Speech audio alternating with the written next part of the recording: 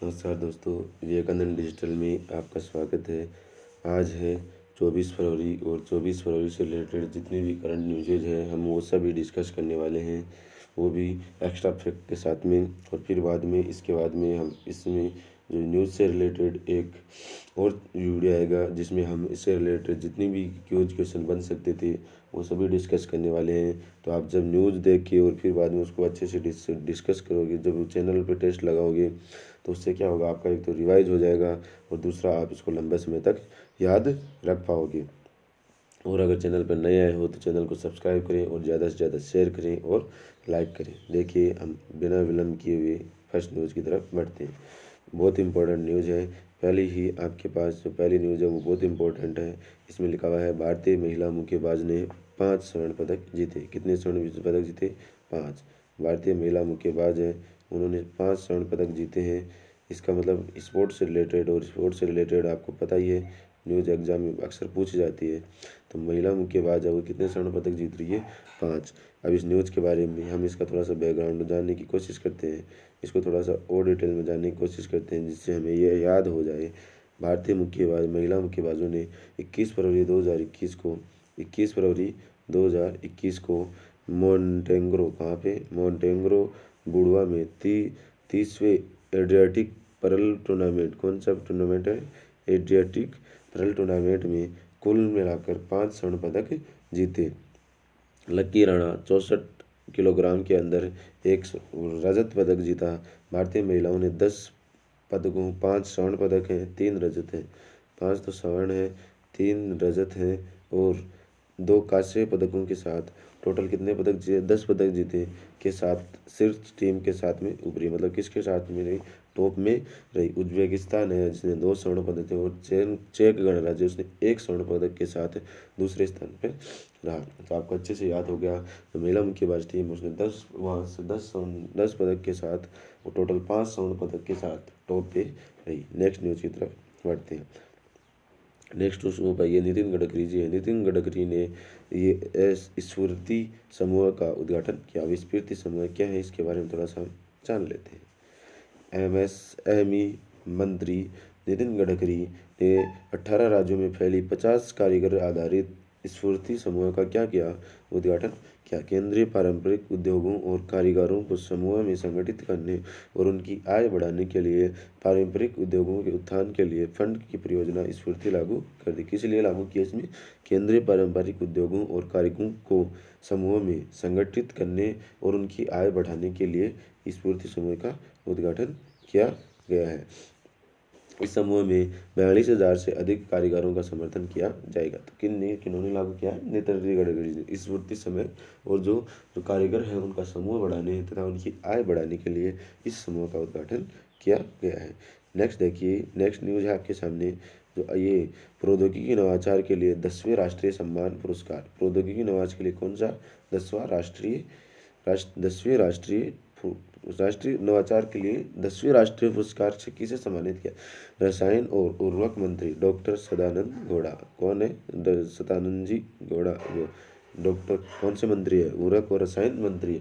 इससे देखो सारे मिनिस्टर भी आपको अच्छे से याद होते जाएंगे।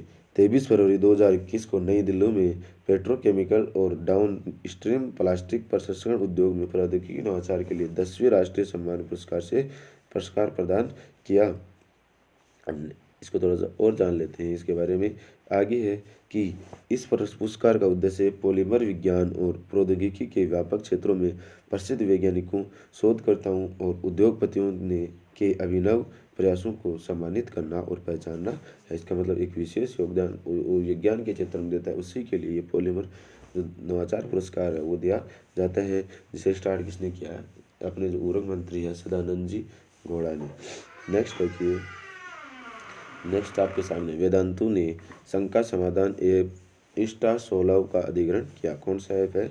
इंस्टासोलव ऐप है, इसका अधिग्रहण किया है। अब वेदांता है, ये वेदांता एक स्टडी चैनल है वेदांतु, इसके ऊपर बहुत से ऑनलाइन पढ़ाई करवाई जाती है, बहुत अच्छा है। देखिए अब इसका भारतीय ऑनलाइन ट्यूटरिंग स्टार्टअप वेदांतक ने इंस्टासोलव एवं एक शंका समाधान ऐप का अधिग्रहण किया है, जो कि शैक्षिक प्रौद्योगिकी क्षेत्र में इसका पहला अधिग्रहण है। कौन सा अधिग्रहण है? पहला। वेदांतु ने जुलाई 2020 में इंस्टा सोलर में $2 मिलियन का निवेश किया। कितने मिलियन डॉलर का? $2 मिलियन का।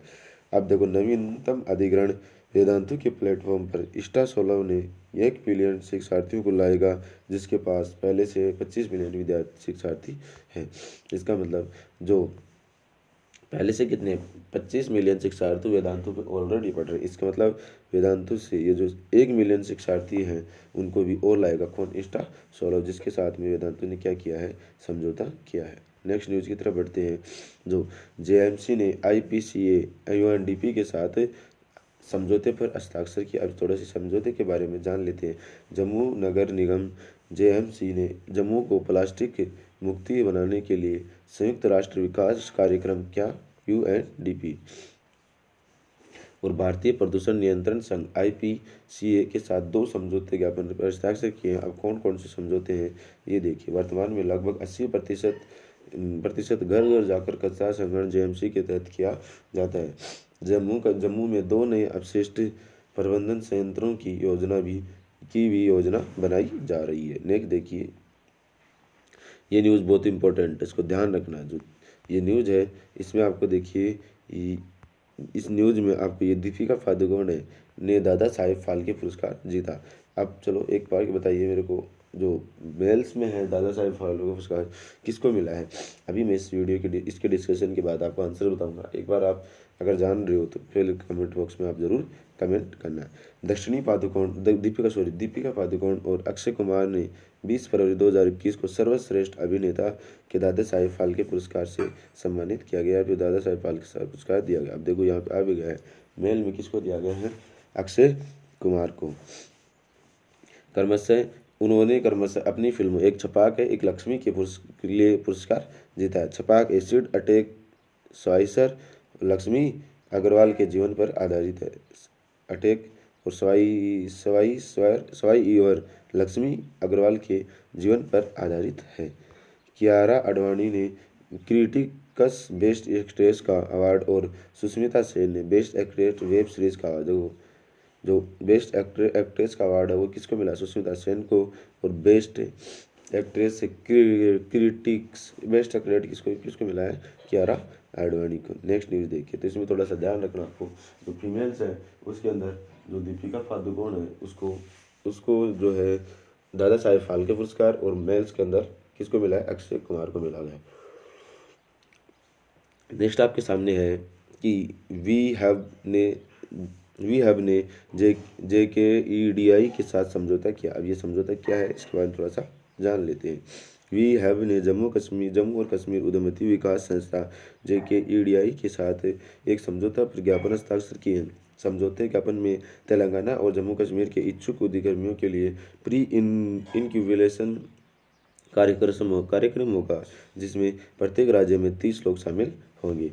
नेक्स्ट प्री इंक्यूबेशन कार्यक्रम और कठोर हस्तक्षेप के बाद तेलंगाना और जम्मू एंड कश्मीर से कुल 60 स्टार्टअप एक को इंक्यूबेशन कार्यक्रम से गुजरेंगे। नेक्स्ट न्यूज़ देखिए।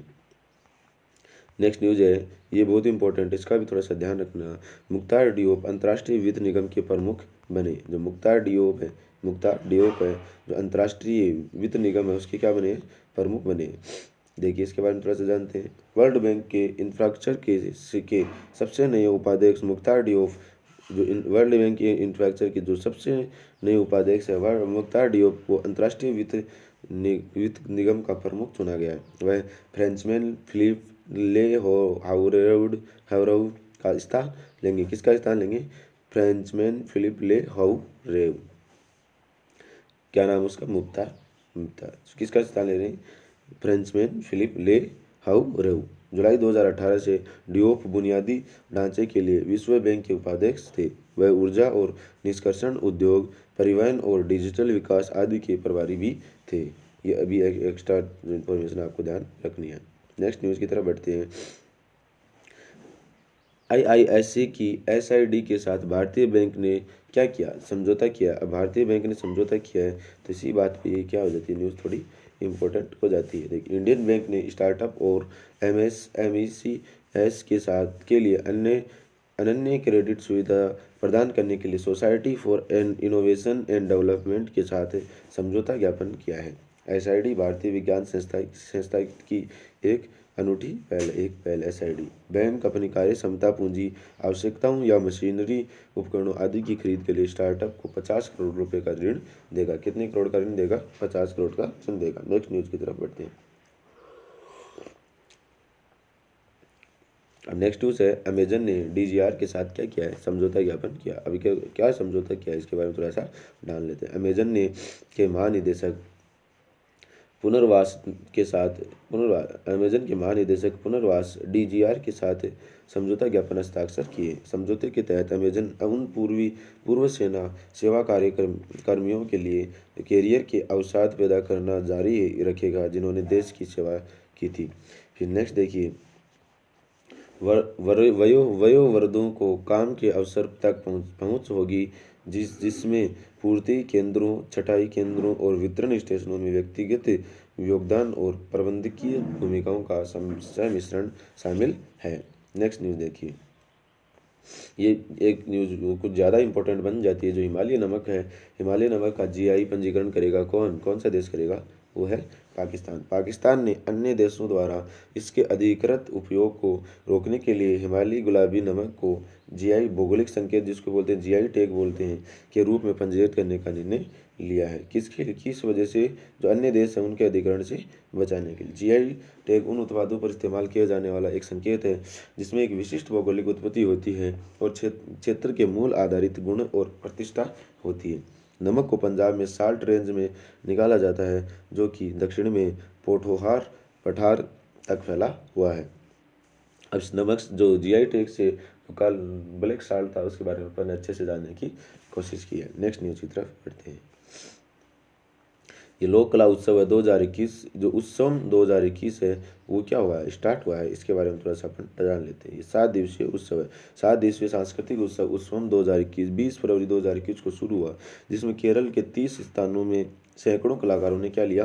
भाग लिया। उत्सव के सिग्नेचर गीत का गायन प्रख्यात गायक कवलम श्री कुमार ने किया। किसने किया? जो कवलम श्री कुमार, इन्होंने क्या किया? इसका गायन किया। महोत्सव का आयोजन केरल लोकगीत अकादमी, भारत भवन और जिला पर्यटन संवर्धन परिषद के साथ केरल पर्यटन द्वारा किया जा रहा है। नेक्स्ट न्यूज़ देखिए। नेक्स्ट है, ये न्यूज़ बहुत ज़्यादा इंपॉर्टेंट है। होशंगाबाद का नाम बदलकर क्या कर दिया? नर्मदापुरम किया जाएगा। क्या हो गया? नर्मदापुरम। अब देखिए, एमपी की बात आ रही है तो एमपी के जो चीफ मिनिस्टर शिवराज सिंह चौहान ने घोषणा की है कि राज्य के होशंगाबाद शहर का नाम बदलकर क्या किया जाएगा? नर्मदापुरम रखा जाएगा। अब देखिए, नाम चेंजेस से डायरेक्ट क्वेश्चन एग्जाम में बनता है। इस आशय का एक प्रस्ताव केंद्र को भेजा जाएगा। इसके बारे में थोड़ा सा और जान लेते हैं। उन्होंने 19 फरवरी 2021 को होशंगाबाद में आयोजित नर्मदा जयंती कार्यक्रम के दौरान ये घोषणा की। होशंगाबाद का नाम होशंग शाह के नाम पर रखा गया था, जो मध्य भारत के मालवा सल्तनत के पहले औपचारिक रूप से नियुक्त सुल्तान थे। इसको थोड़ा सा ध्यान रखना। नाम किसके नाम पर रखा जाएगा? होशंगाबाद होशंग शाह के नाम पे, जो कौन थे? मध्य भारत में मालवा सल्तनत के पहले औपचारिक रूप से नियुक्त सुल्तान थे। नेक्स्ट न्यूज़ देखिए। अब देखो, ये न्यूज़ भी बहुत ज़्यादा इंपॉर्टेंट है। अयोध्या जिले को स्कॉच गोल्ड अवार्ड मिला। कोविड-19 को रोकने के लिए अयोध्या जिला प्रशासन को स्कॉच कोच अवार्ड से सम्मानित किया गया। इसमें देखो, समाज में योगदान के लिए लोगों, परियोजनाओं और संस्थानों को सम्मानित करने और भारत को एक बेहतर राष्ट्र बनाने के लिए स्कॉच अवार्ड की शुरुआत कब की गई थी दोस्तों? 2003 में। ये भी इम्पोर्टेंट है, ध्यान रखना। फिर शहर में सम्मानित 68वें स्कॉच पुरस्कार में भाग लिया था, जो 20 फरवरी 2021 को डिजिटल मोड के माध्यम से आयोजित किया गया। नेक्स्ट न्यूज़ की तरफ बढ़ते हैं। चंडीगढ़ ने कार्बन वॉच लॉन्च की। जो चंडीगढ़ है उसने कार्बन वॉच लॉन्च की, जिसके अंदर इंसान के शरीर में जो कार्बन की मात्रा है उसकी जांच की जाती है इसमें वॉच के माध्यम से। देखो इसको थोड़ा सा जानते हैं। चंडीगढ़ भारत में कार्बन वॉच लॉन्च करने वाला पहला शहर बन गया। कौन सा शहर बन गया? पहला बना। इसका मतलब क्या हो गया? ये इंपॉर्टेंट। जो किसी व्यक्ति के कार्बन पदचिह्न का आकलन करने के लिए एक मोबाइल एप्लीकेशन है। इस मोबाइल एप्लीकेशन में और क्या है इसको थोड़ा सा जानते हैं। एप्लीकेशन को एंड्रॉयड समर्थित स्मार्ट सेल फोन में एक क्यूआर कोड के माध्यम से डाउनलोड किया जा सकता है। कार्बन पदचिह्न एक विशेष मानवीय गतिविधि द्वारा वातावरण में जारी की गई ग्रीन हाउस गैस, विशेष रूप से किसके ऊपर ध्यान दिया जाएगा? कार्बन डाइऑक्साइड की। तो कौन से राज्य ने स्टार्ट किया इसको? चंडीगढ़ ने। क्वालकॉम के साथ एयरटेल ने साझेदारी की। जो एयरटेल कंपनी है इसने क्वालकॉम के साथ क्या की है, साझेदारी ज्ञापन की है। अब देखिए ये एयरटेल का जो लोगो है आपके सामने। अब क्वालकॉम थोड़ा सा जानते हैं इसके बारे में। भारती एयरटेल ने भारत में 5G सेवाओं में तेजी लाने के लिए क्वालकॉम टेक्नोलॉजी के साथ क्या किया है, इसने समझौता किया है। एयरटेल जैसे ये वोडाफोन ने आइडिया के साथ किया था। एयरटेल वर्चुअलाइज्ड और ओपन RAN आधारित 5G नेटवर्क को शुरू करने के लिए क्वालकॉम 5G RAN प्लेटफॉर्म के साथ का उपयोग करेगा। इसके अलावा एयरटेल और Qualcomm technology 5G fixed wireless access सहित कई उपयोगी मामलों की एक विस्तृत सारणी को सक्षम करने के लिए सहयोग करेंगे। नेक्स्ट देखिए, नेक्स्ट न्यूज़ आपके सामने महिंद्रा इलेक्ट्रिक के साथ अमेजन इंडिया का साझेदारी। अमेजन इंडिया की देखो महिंद्रा इलेक्ट्रिक के साथ क्या है, साझेदारी है। अब देखो महिंद्रा इलेक्ट्रिक क्या है। अमेजन इंडिया ने देश में इलेक्ट्रिक मोबिलिटी के प्रति अपनी प्रतिबद्धता को मजबूत करने के लिए महिंद्रा इलेक्ट्रिक के साथ साझेदारी की। ये 2025 तक अपने स्थानीय वितरण बेड़े में 10,000 इलेक्ट्रिक वाहनों को क्या करेगा, जोड़ेगा। महिंद्रा इलेक्ट्रिक के साथ किसका समझौता हुआ है, अमेजन का। अमेजन इंडिया के डिलीवरी सर्विस पार्टनर्स नेटवर्क के साथ महिंद्रा की ट्रो और जोर वाहनों को 7 शहरों बेंगलुरु, नई दिल्ली, हैदराबाद, अहमदाबाद, भोपाल, इंदौर, लखनऊ में तैनात किया गया है। नेक्स्ट देखिए, महबूबा मुफ्ती को फिर से PDP की अध्यक्ष चुना गया। ध्यान रखना ये थोड़ा सा इंपॉर्टेंट हो जाता है क्योंकि ये जम्मू कश्मीर का मामला है। जम्मू कश्मीर की पूर्व मुख्यमंत्री महबूबा मुफ्ती को Peoples Democratic Party PDP People Democratic Party के अध्यक्ष के रूप में फिर से चुना गया है। सुश्री महबूबा मुफ्ती को 3 साल की अवधि के लिए J&K के लिए PDP अध्यक्ष के रूप में सर्वसम्मति से चुना गया। वह लगातार 7वीं बार ये पद संभालने वाली महिला बनी है। उसके पिता मुफ्ती महमूद सईद ने के जम्मू कश्मीर में पूर्व मुख्यमंत्री बनने के बाद उसने पहली बार 2003 में इस पद के लिए चुना गया था। नेक्स्ट न्यूज़ देखिए, SAI में प्रशिक्षण सुविधाओं का उद्घाटन करेंगे। ये केंद्रीय मंत्री है किरण रिजिजू जी है। केंद्रीय खेल और युवा मामलों के राज्य मंत्री किरण रिजिजू ने 22 फरवरी 2021 को भारतीय खेल प्राधिकरण बेंगलुरु परिसर में 330 बिस्तरों वाले छात्रावास, रसोई और डाइनिंग हॉल के उन्नयन और सिंथेटिक एथलेटिक्स ट्रैक की आधारशिला रखी। कहाँ रखी है, बेंगलुरु में। उन्होंने एक जिम परिसर और आधुनिक कपड़े बदलने के लिए कमरे का भी उद्घाटन किया है। उन्होंने टोक्यो ओलंपिक के लिए क्वालिफाई करने वाले खिलाड़ियों को भी सम्मानित किया। नेक्स्ट न्यूज़ की तरफ बढ़ते हैं। उत्तर प्रदेश सरकार ने अब तक का सबसे बड़ा बजट पेश किया। उत्तर प्रदेश सरकार ने 22 फरवरी 2021 को लगभग 55270 करोड़ रुपए का सबसे बड़ा बजट पेश किया। कौन सी गवर्नमेंट है, उत्तर प्रदेश। इस बजट में राज्य सरकार द्वारा शुरू की गई योजनाओं और परियोजनाओं के लिए 27,500 करोड़ रुपए से अधिक आवंटित किए गए, जो पिछले बजट की तुलना में 37,410 करोड़ रुपए क्या है, अधिक है। बजट में किसान कल्याण, महिला सशक्तिकरण और स्वास्थ्य क्षेत्र के साथ साथ विकास परियोजनाओं पर भी ध्यान केंद्रित किया गया। नेक्स्ट न्यूज़ की तरफ बढ़ते हैं। वाराणसी में आयोजित हुआ फूलों का त्यौहार कहाँ आयोजित है, वाराणसी में फरवरी 2021 में फूलों, सब्जियों और बागवानी का 2 दिवसीय उत्सव आयोजित किया गया था। यह 9वां संभागीय बागवानी और सब्जियों का त्यौहार था, जिसमें किसानों, सरकारी संस्थानों और पड़ोसी जिलों के पंजीकृत नर्सरी मालिकों ने 16 श्रेणियों में भाग लिया। महोत्सव का उद्देश्य क्षेत्र के किसानों को प्रेरित करना था। नेक्स्ट देखिए, 3 दिन की बांग्लादेश की यात्रा पे जाएंगे कौन, IAF चीफ। देखो, भारतीय वायुसेना के प्रमुख एयर मार्शल राकेश कुमार भदौरिया। इसमें ध्यान रखने वाली बात है, एयर मार्शल कौन है, राकेश कुमार भदौरिया। 22 फरवरी 2021 को 3 दिवसीय यात्रा पर कहाँ जाएंगे, ढाका पहुंचे। इसमें देखिए उन्हें अपने बांग्लादेशी समकक्ष एयर चीफ मार्शल, बांग्लादेश में एयर चीफ मार्शल कौन है, ये मासी उजमान सरबिनाथ ने आमंत्रित किया था। उनके साथ 2 दिवसीय प्रतिनिधिमंडल भी था। वह अपनी यात्रा के दौरान बांग्लादेश के अन्य प्रमुख एयर फोर्स बेस पर भी जाएंगे। नेक्स्ट देखिए, नेक्स्ट आपके सामने है एशियन इकोनॉमिक डायलॉग। देखिए क्या है इसके अंदर, एशियन आर्थिक वार्ता की सह अध्यक्षता करेगा कौन, PIC। Pune international centre Asian आर्थिक संवाद 2021 की सह अध्यक्षता करेगा। इससे विदेश मंत्री S जयशंकर, अपने विदेश मंत्री कौन है, S जयशंकर, और जापान, ऑस्ट्रेलिया, मालदीव, मॉरिशस और भूटान के उनके समकक्षों के, मतलब उनके साथ में जो उनके देशों के विदेश मंत्री है उनके साथ में क्या होगी, इसकी द्वारा संबोधित किया जाएगा। एशिया आर्थिक वार्ता 26 फरवरी 2021 को 3 दिवसीय दिनों के लिए आयोजित की जाएगी। नेक्स्ट देखिए, भारत ने NAFLD के लिए कार्रवाई की पहचान की। भारतीय गैर मौद्रिक फैटी लीवर रोग, कौन सा? फैटी लीवर रोग, गैर मौद्रिक फैटी लीवर रोग के लिए कार्रवाई की आवश्यकता की पहचान करने वाला पहला देश बन गया है। अब ये फैटी लीवर रोग के लिए पहला देश भारत बना है, इसलिए न्यूज़ क्या हो जाती है? इंपॉर्टेंट है। स्वास्थ्य मंत्री डॉक्टर हर्षवर्धन ने कैंसर, मधुमेह, हृदय रोग और स्ट्रोक की रोकथाम और नियंत्रण के लिए राष्ट्रीय कार्यक्रम के साथ NAFLD के एकीकरण के लिए परिचालन दिशा निर्देशों को लॉन्च करते हुए ये घोषणा की थी। नेक्स्ट देखिए, दिल्ली हाईकोर्ट में 2 नए न्यायाधीशों की नियुक्ति। दिल्ली हाईकोर्ट में 2 नए न्यायाधीश बने। कौन? दिल्ली उच्च न्यायालय में 2 नए न्यायाधीश और केरल उच्च न्यायालय में 4 नए अतिरिक्त न्यायाधीशों की नियुक्ति की गई। भारत के राष्ट्रपति ने जसमीत सिंह और अमित बंसल, कौन कौन? जसमीत सिंह और